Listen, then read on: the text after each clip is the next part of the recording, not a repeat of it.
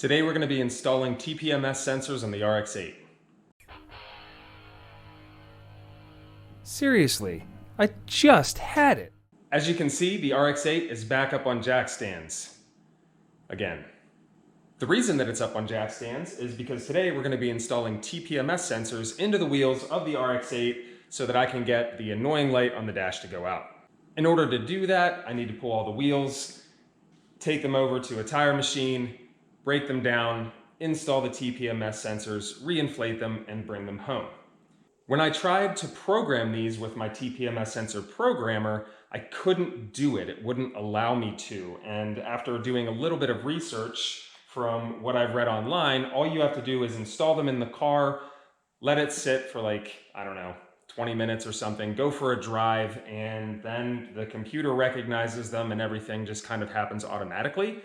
I'm hoping that's the case because, man, what a pain in the butt that would be otherwise. So let's pull the wheels, get the sensors installed, and get them back on the car.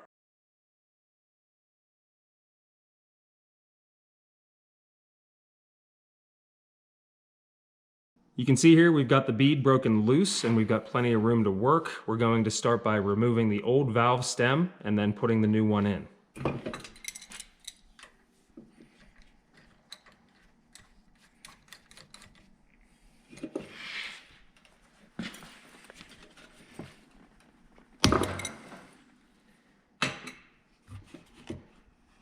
You want to make sure you get your fingers underneath to catch this so it doesn't fall inside the tire. And we're just going to take our new sensor, remove the cap and the keeper nut, and then they have a washer on it too. Slide the new one in, put the washer on, put the keeper nut on, get it finger tight. Then you'll take this special tool and put it in there so that you can tighten it up the rest of the way without the sensor spinning.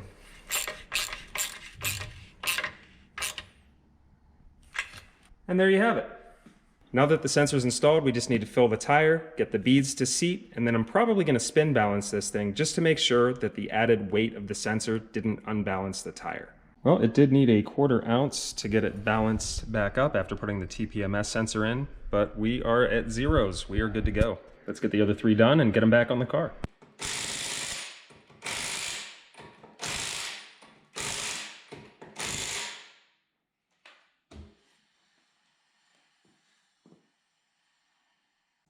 Well, nothing in life is simple. I have the sensors installed. I put about 150 miles on the car, did everything right. I'm using Autel sensors, and I have a little programmer here to program the sensors. I can read the sensor information, but they don't have unique IDs. So I think that I need to program the sensors in order for the car to recognize that the sensors are there, and then the light will go out.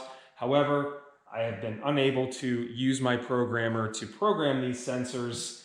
It's giving me an error code. So I'm hoping that I might be able to update the firmware or something on this scanner programmer and then be able to program each individual TPMS sensor with its own unique ID at the right megahertz. And then I can go take the car for another drive and hopefully the light will go out and it will recognize all the sensors. I was able to hook this up to the computer, update the firmware, do all that other stuff. Let's see if this thing finally works. TPMS, Mazda, RX8, 05 to 08. Let's go down to sensor programming.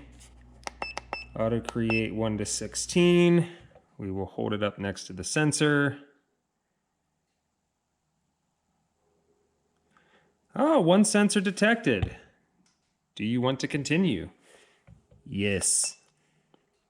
Hey, 1 sensor is programming. Nice.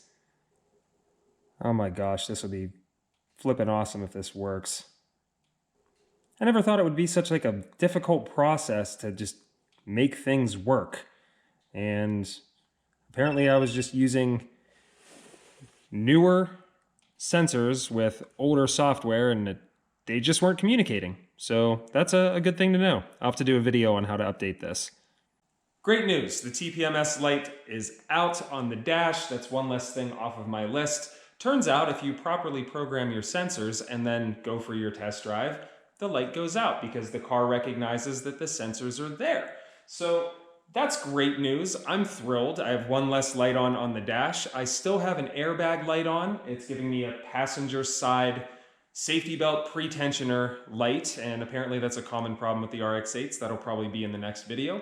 Thank you very much for joining me today. Don't forget to like and subscribe, and we'll see you in the next one.